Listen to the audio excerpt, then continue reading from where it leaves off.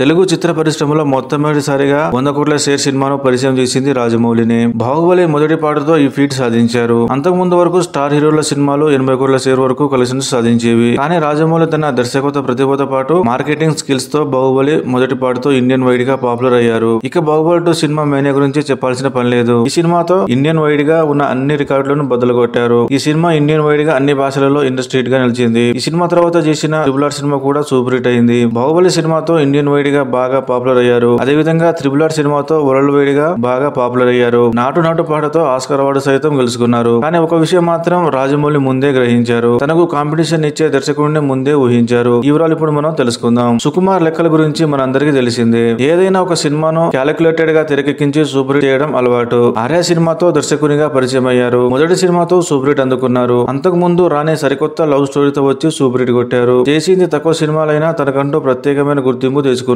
పుష్ప సినిమాలతో Indian wide గా బాగా పాపులర్ అయ్యారు. సుకుమార్ సినిమాలు అన్ని చాలా డిఫరెంట్ గా ఉంటాయి. జగడం, ఆర్య 2, 100% లవ్, 1, నాన్నకు ప్రేమతో, రంగస్థలం ఈ సినిమాలు వీటికి ప్రత్యేకంగా ఉంటాయి. కానీ భారీ అంచనాల మధ్య వచ్చిన 1 నేనొకడినే సినిమా ఫ్లాప్ అయింది. ఈ చిత్రం విడుదలకు ముందు భారీ హైప్ క్రియేట్ చేసింది. ఈ సినిమా కనుక హిట్ అయి ఉంటే 100 కోట్ల షేర్ సినిమా అప్పట్లోనే వచ్చేది. మహేష్ బాబు వంటి సూపర్ స్టార్ ప్రయోగం చేసేటప్పుడు ముందే ప్రేక్షకులను ప్రిపేర్ చేసి ఉండాలి. కానీ థియేటర్లలో చూసిన ప్రేక్షకులకి ఏది నిజమో ఏది ఊహించుకుంటున్నారో అని తెలియక ప్రేక్షకులకు అర్థం కాలేదు.